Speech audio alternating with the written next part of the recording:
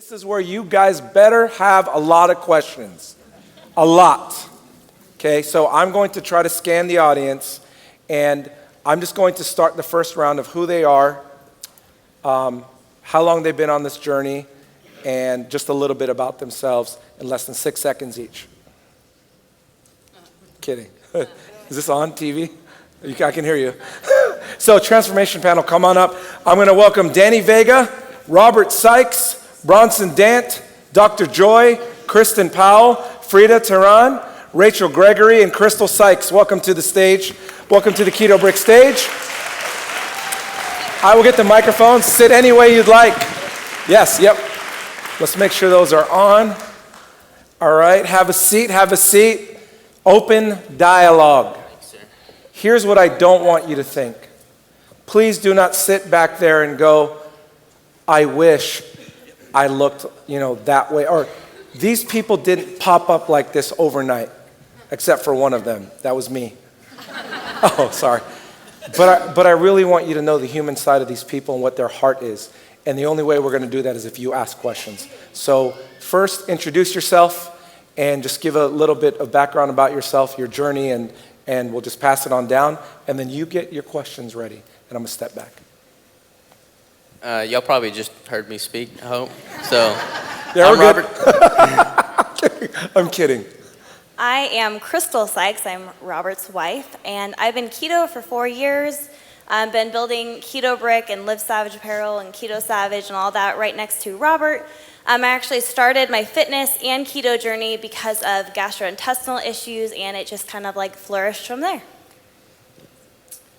I'm a meathead. I love lifting weights. I focus on keto for performance. I focus on keto for muscle building. And I'd love to talk about this. And trust me, I will talk your ear off. So ask the questions. No regrets, right? No regrets. Hi, I'm Kristen Rowell. I'm also from the Midwest, so I'm really excited to be here. I live in Minneapolis, and I am a professional bodybuilder in a natural division. And I'm also a big marathon runner. I just left my practice of law in June of last year to start my own business in the coaching and fitness space. So I'm really excited to be here. I found keto in 2014. I started experimenting with it after I fell on ice in Williston, North Dakota, and broke my right leg in 10 places. So I had to research, I know, super sexy accident, I fell off a curb. So 25 below zero. So I wanted to research how do I get this inflammation out of my body and how do I heal in record time, and that's what stumbled me upon this diet, and I've never looked back. I'm Bronson Dant. I've actually been carnivore for about 2 years, almost 2 years, and I started because of stomach issues, like many people kind of get into this, but also because I really did my weight up and down, right? I couldn't seem to find a balance, and just kind of going through this great community and all the information that's out there has kind of helped out a lot. Hi, I'm Rachel Gregory. I'm a board-certified nutritionist and strength and conditioning specialist, and I found keto back in 2014 when I was getting my master's degree, and I did the first study on ketogenic diet in CrossFit athletes, and that's kind of what propelled me into this world. I developed the lifestyle for myself, and I've grown over the past 6 years to learn the strategies that work for me and help. Right now I help other women implement strategies to optimize their lifestyle in a low carbohydrate lifestyle, while also teaching them the importance of building muscle and building confidence, changing their mindset, and overall just changing their life through these strategies and tools. Hey everyone, I'm Frida Tehran, and I'm an MD PhD student at the University of Iowa, so Midwest as well. I am not a professional bodybuilder like a lot of these people, but I came to keto about almost 3 years ago, mostly for mental health issues. And I stayed because I saw a great improvement in cognitive performance. My overall mental health has improved. My depression is gone. Just a lot of benefits. And I'm hoping to be able to practice this type of, or preach about this lifestyle in the future once I become a licensed physician. So. Hi, I'm Jordan Joy. I've been keto since 2013. If you guys know Sean Wells, he kind of tricked me into doing it while I was staying at his house as a Dymatize intern during my bachelor's degree. I have a PhD in nutrition. I did my dissertation topic on conforming or adapting a ketogenic diet to an active lifestyle, specifically on how to manipulate carbohydrate and exploring the limits of the ketogenic diet and how many carbohydrates you can eat and stay in ketosis. And I am also a meathead, like Danny. I'm Jay Morales, and I admire these people.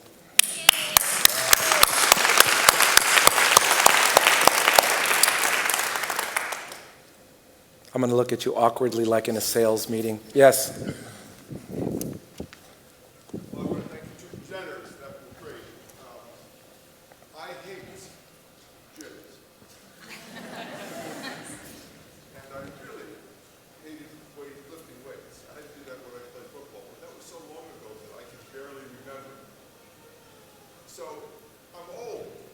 I have joint issues from spending time on the dojo floor. And I don't want to spend a lot of time. I've become convinced that I need to do resistance training, so I'm not an issue. I need to do that. And I have no question about I'll do high intensity bike stuff because my joints will let me run it. So what do I do? How do I think about this? I don't want to spend hours in the gym. I only go Mondays to do arms and Tuesdays to do legs and stuff like that. And I am keto, and I've lost a lot of weight because I put it on because when you have joint replacements, you don't walk. It's kind of like having broken legs and one continues. Can I repeat that did everyone get that over here? So what he said was, I'm old, where do I start? No, he did. Where do I start? I don't want to do arms one day, legs another day. I don't want to make this too complicated. How do I start? Great question. So I just want to take this one first, if you guys don't mind. I have two quick questions. Where do you live, and why do you hate the gym? Well, I don't hate gyms. I just hated. I live in Lincoln, Nebraska. Okay. And I don't hate gyms. And if I were to do something, actually I do. I kind of do super slow. But I have to put that together because there's not a whole lot of trainers that know what that is. Right. So that's how I train, which is why I'm hearing what you're saying. So a lot of people don't believe this when I tell them, but I'm such a mouthpiece about quality over quantity. I started law school, and during law school, I was doing upper body Monday, lower body Tuesday, upper body Wednesday, and I started practicing law, and I was like, that's over. There's no way anyone has time for that. So I lift twice a week for 30 minutes, and that's it. Wow. And it is super slow and really hard, and I don't do 2 sets of anything, and every single exercise I do, I go to total failure. So there are trainers in this country and gyms that you can find that. It's very efficient, and I really strongly believe that strength training is the key to anti-aging and longevity. Yeah. It is the number one thing that we can do for ourselves as we age, especially women. And so find a gym that can train you super slow, find a trainer that can do that for you, and commit to at least 1 hour a week. Everyone has an hour a week they can devote to it. Awesome. I wanted to go next because I feel your pain. After college, I had a little washout couple of years where I was sick of the scheduled lifts and all that, so I totally understand that. But like Kristen said, at some point, you have to add resistance. You have to continue, whether it starts with body weight because you don't feel good and then progressing. The only thing that I'll add is that if you don't find that, because that is 100% we're on the same page, quality over quantity, you will do much more with a focused workout that's, 15, 20 minutes, 30 minutes? 30 minutes than going to the gym an hour and a half, 5 days a week. If you don't believe me, just pay attention to the people you see at the gym who are doing that and see if they're changing over the years. They're just zombies. So it's very important to get quality over quantity. The only other thing I'll add is full body training, which is what I do a lot of the time, works very well, especially if something comes up where you can't train later on in the week. I used to not train like this, but nowadays I train like this. If you miss a workout, you at least kind of got most of your muscles worked, and it prevents you from, I do squats on Fridays, and it just so happens that Fridays are the days that I miss my workouts. That's kind of, a little bit of a cop-out. So just, we always start with legs. I start with legs every day, and then I change. Anybody else? Yeah, please. I gotta give a shout out to our manager, Brandon, on this one. he came and applied at Keto Brick, and then one of the parts in the application process was to do deadlifts with me. And he was hanging with me on deadlifts, having not done deadlifts in 10 or 11 years. And I'm like, what are you doing, man? Whatever you're doing, it's working. All he does is resistance bands. He trains with resistance bands for like 20, 30 minutes a day. He's got 5 kids, so he doesn't go to the gym. He just does body weight and resistance bands. And like, that's gonna be much less taxing on your joints. You can do it anywhere, and that's a pretty good outlet. I love that. I love that. Yes. I gotta ask my question fast and get back on the camera. That's what I'm doing. Yes, yes, he's from Relevant. He's from the Relevant staff. Let's give it up for these guys, by the way. Fire away. I'm a former natural bodybuilder myself, and now I'm a CrossFit athlete. So I'd love to know a little bit about ketogenic and CrossFit, but I'd love to hear Danny talk about targeted carbs around high intensity training like that. So, CrossFit and keto. So the first thing that, I did CrossFit. That's actually, remember how I told you guys I lost my love for lifting for a while. It's interesting that CrossFit in 2011 was the first time I really started to love lifting again, which is kind of ironic because we know that the base of CrossFit is a good metabolic base. You gotta have an engine. What I think is the problem with CrossFit is that we're all somewhat competitive by nature, and there's no distinction between the CrossFit Games and a CrossFit gym. And I have friends everywhere who own CrossFit gyms who would like to program intelligently, and when they do, the lawyers and the doctors that are paying, $150 a month there are like, deadlifts? Like, I want to get killed. People think they need to be killed. So I would not, on a ketogenic diet, be comfortable doing more than like 3 Metcons a week. Like if you're at a certain level, if they're Metcons that are 20-minute Metcons, then you're probably doing them in 10, 11 minutes. Then in that case, maybe you can do 2 Metcons in a day. So I would definitely make the bulk of my training the strength portion, which you don't really need carbs for that. And then on the Metcons, maybe it makes sense to add some carbs pre-workout, especially if it's something like EVA, that's gonna be like a 45-minute workout. That to me makes sense. You can try to do CrossFit. I know CrossFit's gonna poo-poo on not eating carbs, but that doesn't matter because if you're doing well with CrossFit, there's genetic differences. Robert, very heavy type 1 muscle fibers, slow twitch. He can weigh 190 pounds and run a marathon without prepping. Me, I wouldn't be able to do that. So, different people adapt, have different needs. You can try it. How is it going right now without, are you not using carbs for CrossFit? I'm intermittent fasting, so I'm going my Metcon, I'm going fasted. Okay, and Heavy carbs right after. okay, that helps too, again, with the stress part, because if you're doing those carbs post-workout, you're gonna modulate that cortisol without letting it build up like it usually would if you just didn't pay attention to that. Is it all right if I jump in on targeted keto?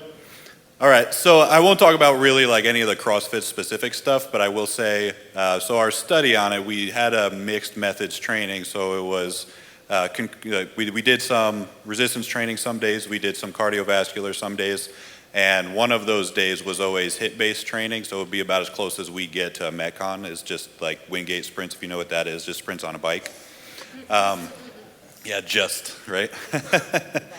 But what we did, the purpose of the study was really to explore the limits of ketosis, specifically as it relates to a carbohydrate threshold, quote unquote. And so the 50-gram limit for athletes, and just as a preface, like my normal ketogenic diet will be like 70 to 80 grams of carbs a day. Net carbs, I do net. So it'll be pushed a little bit higher. If you're counting fiber, it'd be a little higher than that, probably around like 90, 95 or so with total carbs. But what we found in the study is like you can maintain ketosis if you're active eating more carbohydrates than you would typically be allowed to. Like those carbohydrates go in, you use them during the activity, and then when you return to a normal resting state, you'll transition back into ketosis, no problem. And also during exercise, your ketones will be elevated as well, so it's really not even like you're going to have a hugely suppressive effect. Your ketones, and if you ingest carbohydrates, will both be elevated, so you'll have both of those two fuel sources when you're looking at it from a biochemical perspective. You'll go through oxidative, you can go through anaerobic, and your performance then won't be limited. So it's just a matter of like how much, and Danny said around like 20 grams topped out. I think it can go a little bit higher. It's really activity dependent. If you're a really fit person, you can go a little higher than that. I might personally go up to like 200 grams a day, depending on my training volume. I don't think anybody else would go up quite as high, but... I do. Sometimes I do. Okay. So Danny and I are pretty close. Like we're both, I'm a little under 220, probably right around 220. So like we can... Yeah, we're meeting in the middle around 220. So like we have obviously larger body. Obviously he's very active. I'm active as well. So we can kind of explore that limit a little bit, but we can test it and find out. You kind of, if you can test it, you can figure out your sweet spot, but you can start slow and then start to add up. And if you ever don't transition back in after your next high fat meal, or if you don't transition back quickly after a fast, if like you know your body patterns and you deviate from that, then you're probably having too much. Bronson, go ahead, close this out. So I've been doing CrossFit for 7 years. I owned a gym for 5 years. 2 of the last years have been carnivore pretty much. Worked with a lot of athletes, and kind of what these guys have said, it really determines on what your goals are. What are you trying to get to, right? Are you trying to be a games athlete? Are you trying to be as fit as you can be? Are you trying to cut?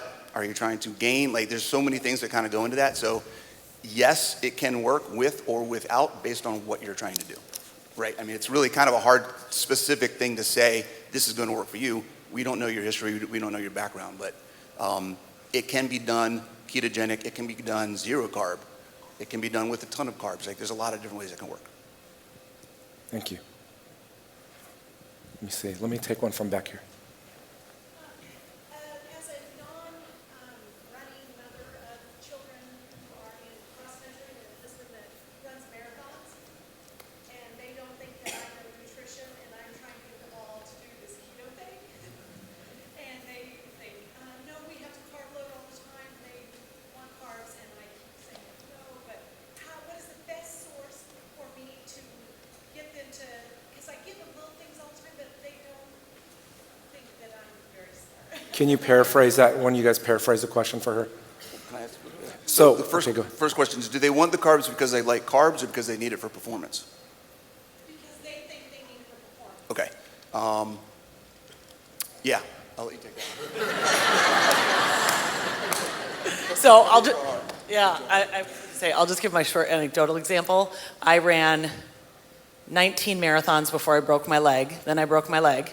Then I found keto. I've run several marathons since, but I ran my fastest marathon after recovering from my leg break and totally keto. I had a steak the night before my marathon, and I ate 1 packet of coconut butter before the race, and I never had a better race. I ran a 3:19. I felt amazing. Ooh. And here's the thing, you guys. In 2012, a year before I broke my leg, I had to eat 5 goos to get through a marathon. I ate one every 5 miles. Do you know how much sugar and like the gut rot you have when you get to the finish line? It's baffling to me. So they're not gonna care about my anecdotal example, but one person that I really respect in this space, who's an ultra runner extraordinaire, is Zach Bitter. If you search your podcast for anything related to Zach Bitter, B-I-T-T-E-R, or his wife, he speaks about this a lot, and he's run hundreds of miles. He talks about how he does it fat fueled. And I know that he ran cross country in both high school and college. He's a really, really good athlete. So. Frida. Go ahead, Frida. Okay. So I've not run any marathons, but I've done a half a marathon, and I also did that with very minimum carbs, and I felt fine. I was actually able to sprint towards the finish line, which surprised me. And but I do also do a lot of cycling. And sometimes I do long distances. I've done up to 70, 80 miles in one day with a turkey leg in the middle and maybe sausage, no carbs. But I've also done a few other experiments where first thing I wake up in the morning, down a cup of black coffee, and then I go take off for a 30-mile loop, fasted. And I'm fine. It also involves hills and whatnot, so you do get some like brief, strong, like difficult efforts going uphill. And I feel fine. The reason I was brave enough to do this is because I'd been keto for a while before doing that, for at least a year. And so I think that before somebody ventures into, I'm just going to cut all carbs and then, and next week run a marathon, probably may not be the best idea, but it's possible, it's doable. You just have to adapt first. Crystal? In my opinion, I think a lot of kids don't like to listen to their mom specifically. So the thing that I would do is find someone that you think that they could admire. It could be one of these people, and I believe every single one of these people will answer a direct message, an email. They will respond back to you. Will respond back to your kids. So if you have questions and you can find someone that they admire, do that. Find that person that can be a good role model for them, and maybe it not coming from your mouth will actually help them. That's great advice. And I also think instead of trying to just cut out kind of the carbs and if they're using goos or things like that, try to replace it with something else. So things like Danny talked a little bit about the UCAN product. You can tell them, this is still a carb, and it says it on the label, but it's a different acting carb. It's a slow digesting carb, so it gives you energy long term. So kind of instead of just cutting those things out right away, maybe finding replacements for them, or like, F-bomb packets, or like little packets that, like the F-bombs look like goos, so you can give them those and they taste good. So I think just like, dwindling that in and really educating them, I think education is a huge part of it, because if you don't understand why you're doing what you're doing, you're never gonna learn how to manipulate things and, make changes down the line. So I think that's a big part of it. I just had one more little thing. Everyone in this room at some point is going to feel like they're beating their head against a wall by trying to convert everyone to our way of living. Yes. You've probably all experienced it already. So I like to say, like other programs, this is a program of attraction, not promotion. So I've noticed that people will start to inquire of me and ask me questions, including family members, if I'm less chatty about it. They'll sort of notice what I'm doing or notice what I'm eating, and it's like all of us have to sort of come to it on our own. So almost just continue to do you and see if they eventually come around and eventually ask you about it. That's great advice. And one thing really quick, if they do decide to try it, make sure that they understand beforehand that when they start out, the performance will decline initially before it comes back to normal.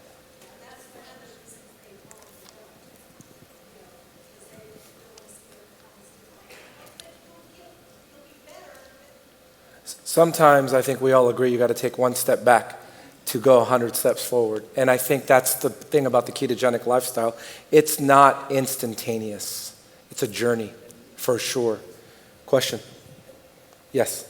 I'll come to you. I remember. Sorry. So much younger than me, so I don't know if anyone can answer my question. But I never was a runner. I always had I hated running. And now that I've done keto for a year, I'm exercising, I can breathe. And when I go out walking, I can actually slog, jog. But my knees used to be really bad, and now they've improved. It's like everything's healing. So at my age, at 50, with knees still popping and cracking a little bit, but now my lungs are good, is it going to be harmful to my knees, or are they going to continue to get better because of the running and the joint health? I'll share the question. At age 50, is this even going to be good for me? My lungs feel better again. I feel like I'm coming back. My knees hurt. But is this going to be harmful for me if I start running? Is that right, Julie? Is it going to be?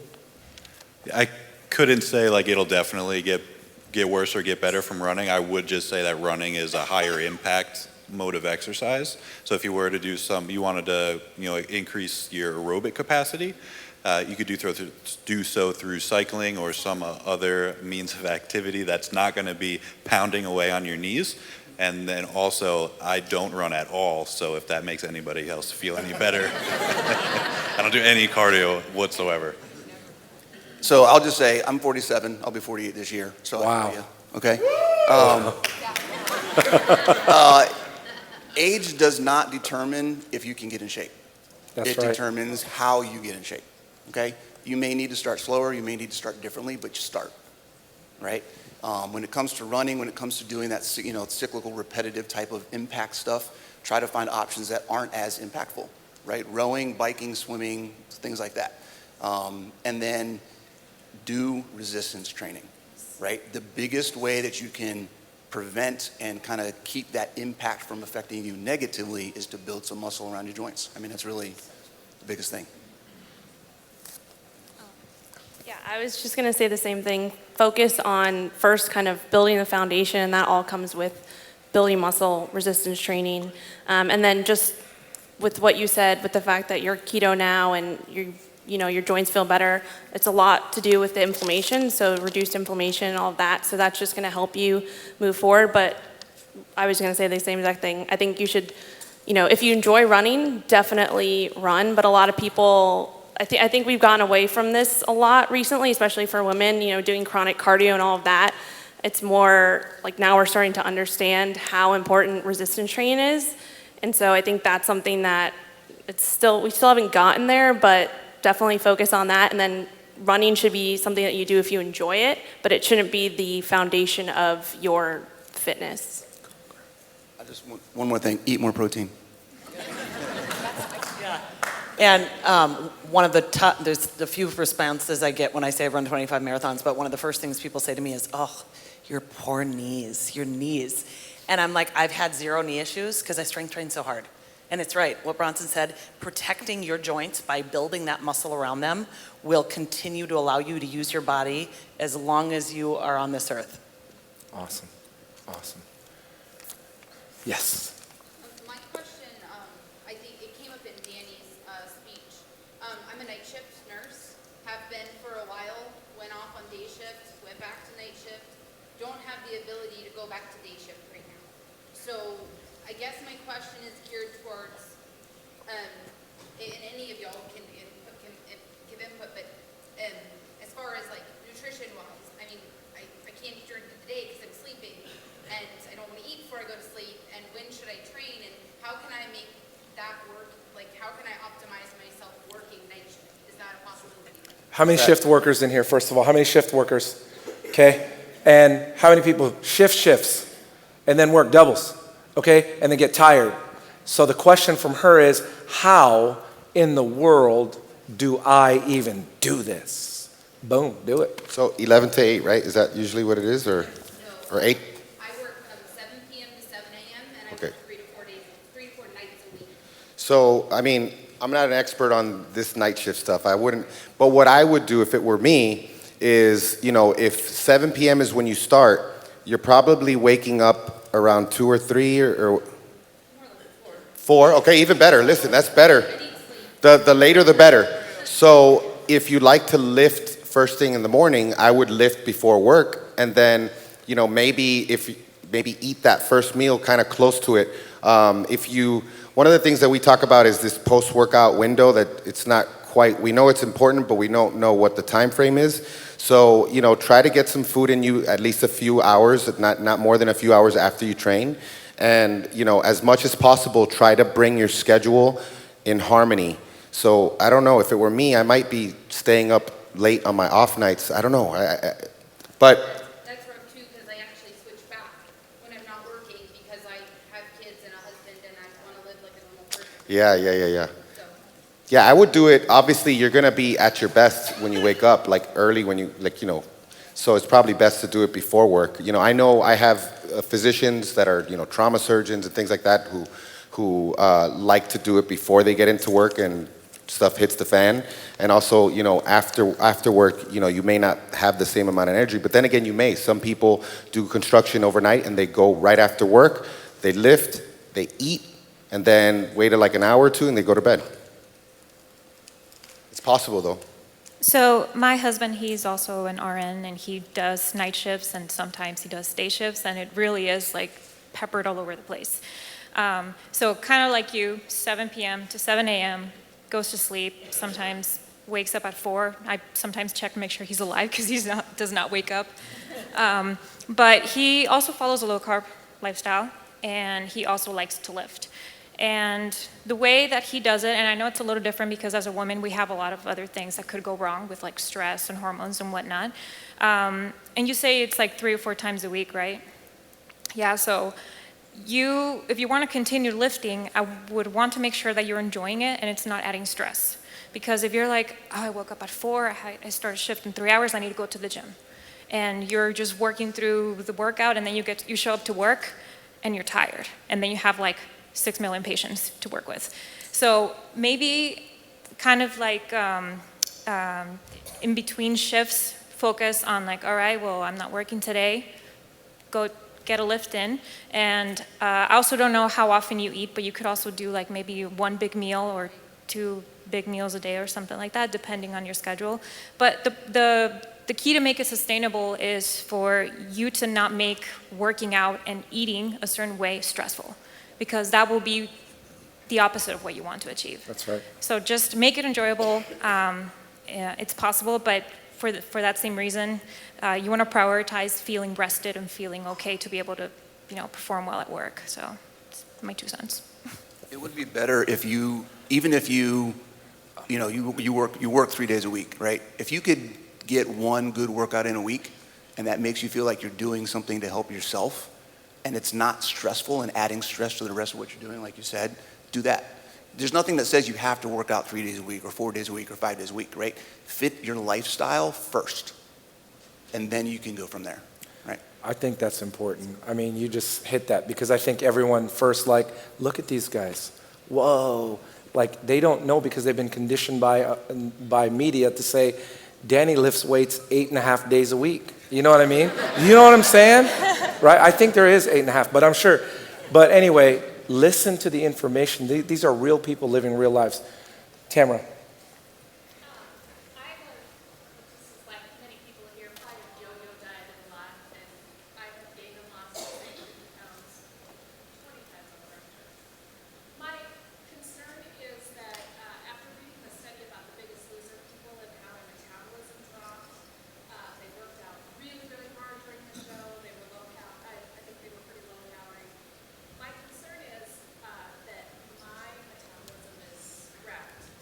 Is shot. You think your metabolism is shot.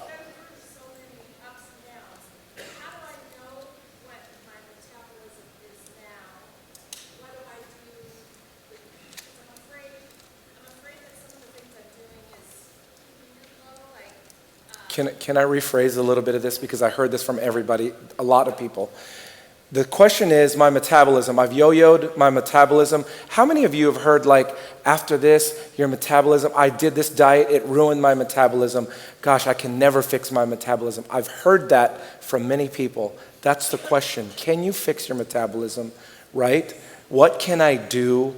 What does metabolism even mean? And re-educate these people about this. All the mics are down here. A couple of the ways you can find out where your metabolism is. One, you can get it tested. That's obviously a money route. If you are tracking your diet, you can keep track of where you are. Wherever you're maintaining a weight, you might maintain within a range. Wherever you're maintaining your weight, that's your calorie level. That's where your metabolism is now. You can clarify, but as a scientist, when you tell me you want to know what your metabolism is, to me that means how many calories are you burning in a day. To me, that's what that means. So if it's different, then let me know. It's true.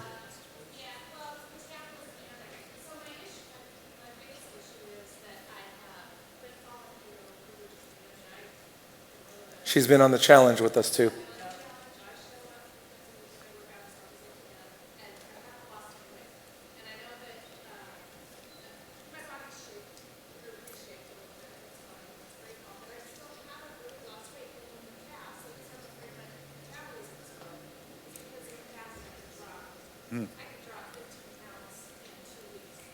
Okay.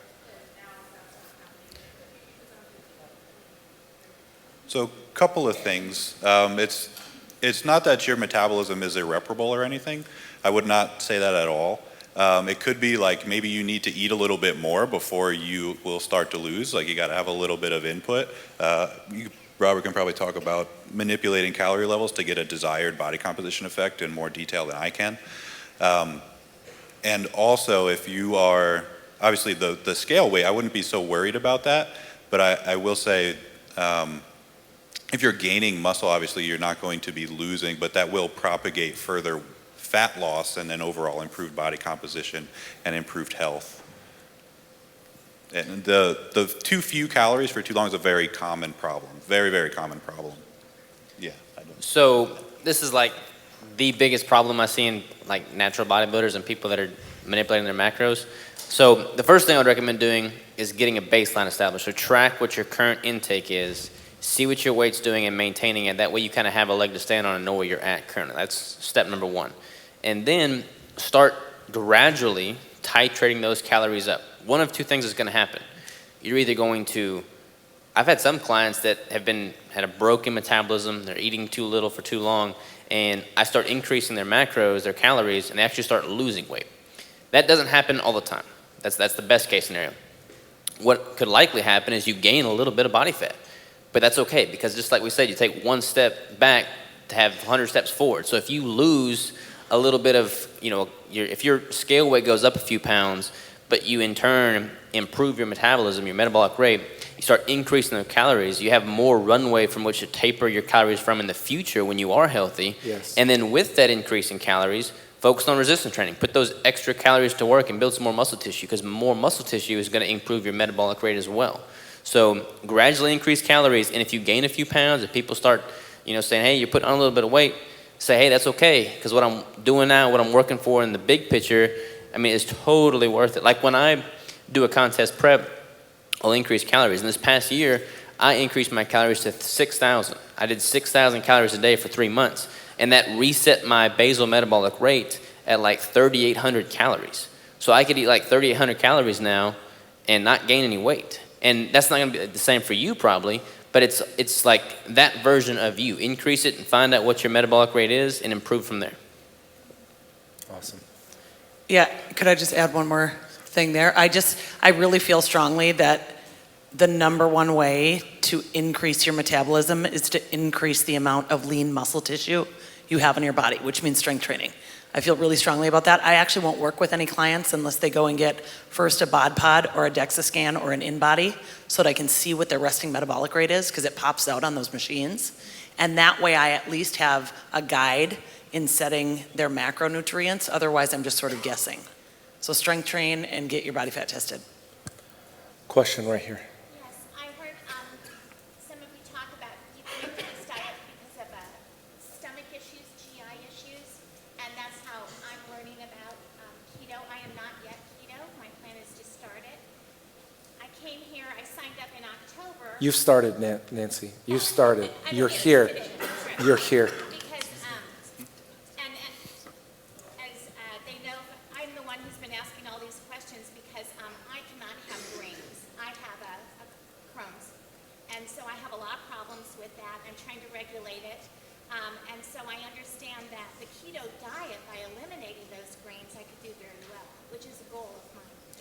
However, then I read some people are including vital wheat gluten in recipes, and others are doing flax, and others are doing chia seeds, and I'm overwhelmed by that.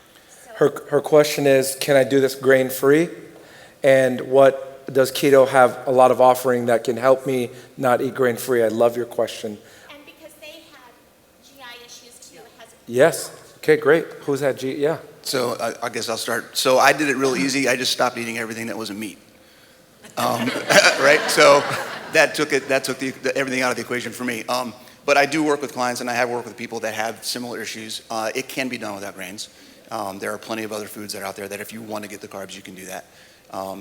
Just because somebody puts a recipe or somebody else out there is doing it this way doesn't mean you have to.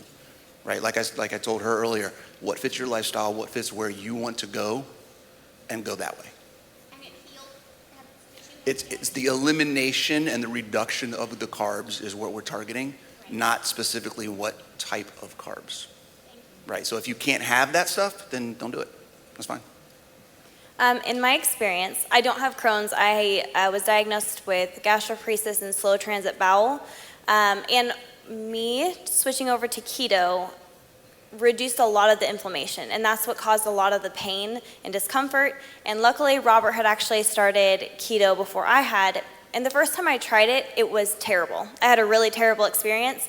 I wasn't doing anything wrong, but just the change of lifestyle Yes. and of what I was eating was very drastic. I also had to ease things in. I couldn't just eat steaks. I had to start with shakes. And actually, keto chow is one of the best ways, that was one of the best ways for me to ease into it. Just find what works for you and make that happen, but don't think because everyone eats a ribeye, you have to eat a ribeye. Just do the foods that work best for you. A lot of times I still can't eat vegetables. I can't eat a lot of different things because it upsets my stomach, not because other people are doing it. And you can definitely do it without grains and seeds or nuts or raw vegetables or whatever you can't have, you can definitely do it without that. I mean, there's tons of people in this room that are doing it like straight up carnivore. Yeah. And you can definitely make it a lifestyle with whatever you can or cannot have. Crystal, for these people in the room, the term carnivore is the very first time they've ever heard it. Can you explain deeper just a little bit what carnivore means? Yes, I am not carnivore, so if I explain this wrong, I'm sorry. So it's pretty much just meat, animal product. A lot of people will do eggs. Some will do like heavy cream or like raw milk, things like that. But mostly it's just a meat-based diet. Danny, you would say snout to tail, right? Yeah. Nose to tail, baby. Yes. Yeah, I love nose to tail. I challenge you. Nose to tail just means like I find a lot of benefits. I also love everything, so I'm not like liver weirded out. I love liver, I love kidney, I love heart, all this weird stuff. I love it. But I challenge you to try carnivore for a month.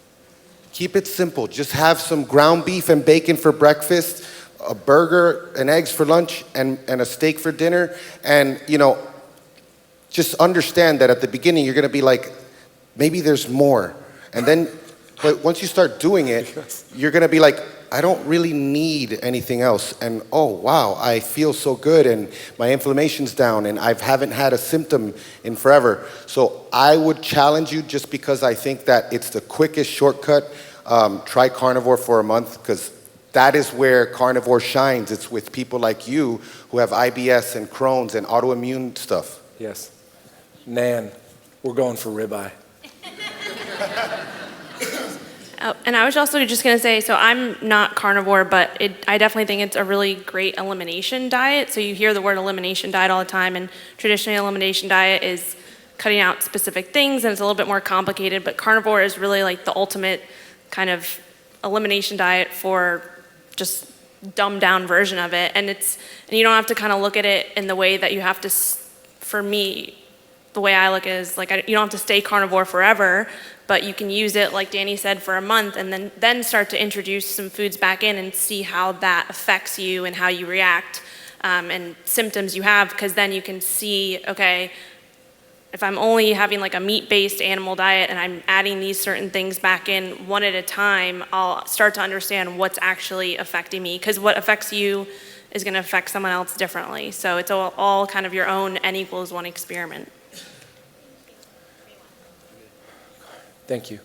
So I have a question about protein pacing and meal timing, and then the pressure that we have doing the ketogenic diet for intermittent fasting, right, in order to build muscle. So that's open to all. I love this one. And you can point to the research as well. Like, we can absorb tons of protein. It doesn't mean that it's optimal for protein synthesis. I think that like the research is pretty clear. If truly want to build a lot of muscle, you may want to pace that protein out. It doesn't have to be 2. Just like you don't have to do intermittent fasting, you definitely don't have to do intermittent fasting. And just like you don't have to do intermittent fasting skipping breakfast, you could skip dinner. So there's all these different things that you could do. But I would definitely try, if I know you're trying to build muscle right now, try pacing it out a little bit. Maybe like 3 or 4 meals. You're still not quite sacrilegious, like you might not get kicked out yet. It depends. Some people will kick you out if you eat 4 meals a day, but I won't.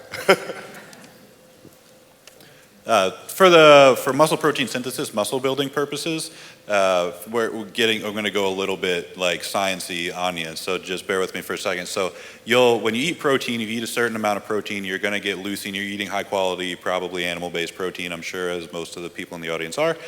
So you're getting a high quantity of leucine, the muscle protein synthesis trigger, the anabolic trigger. So you're going to pass that threshold, probably for you, bigger guy, probably around 30 grams or so, give or take. That signal will last for about 3 hours. then you would reinitiate that signal. So speaking without considerations for intermittent fasting, if you're considering it on that basis, you would stand to gain the most muscle eating every 3 to 4 hours, at least 30, probably a little bit more grams of protein, just to be sure you're surpassing that. That being said, the number one thing that's going to predict your body composition change, your muscle building, is going to be your total protein per day. So that's number one. Number 2 or 3 would be how that is spread out through the day. I would go even number 3. Probably number 2 is the quality of that protein. We're going to close it out with your answer because we've got 2 panels tomorrow. So I want to call an audible after, though. Let's see if you guys are up to it. Go ahead. Go ahead, answer. No, answer. I was just going to say, to break down a little bit what Jordan just shared. So for everyone, leucine, which is a really important amino acid, there's a lot of leucine in chicken thigh. So if you guys are just chicken breast, chicken thigh has the most leucine of any meat. So I always say when people are trying to build muscle, eat more chicken thigh. Yes. And then what I do with intermittent fasting and muscle building is, since I lift 2 days a week, on those 2 days I don't intermittent fast. And the second I get done with my workout in the morning, I'm getting in 40 grams of animal-based protein right away. I usually do it in the protein shake form, whey protein. And then I eat a lot of meat during the day. And then on the days I don't lift, which are all the other days of the week, then I intermittent fast until noon. So that's kind of a good press pulse cycle that allows you to really build on the days that you're lifting and then take advantage of the autophagy on the days that you're not. I'm going to go one more question. Go ahead. You. Oh, go ahead. But now I have 2 questions, but I'll make it. You only get one. I'm kidding. It's regarding him. Okay.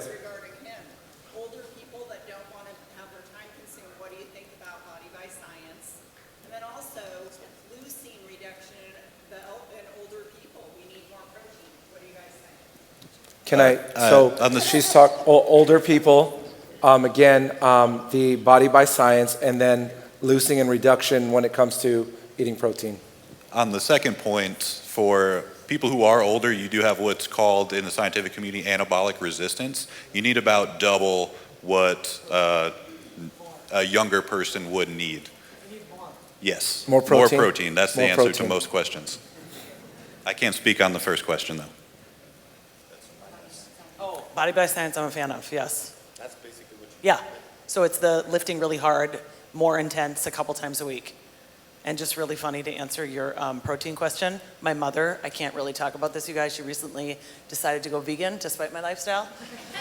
So she texted me a photo of her lunch one day, and she's like, look at my lunch. And it's a bunch of asparagus spears and a bunch of radishes.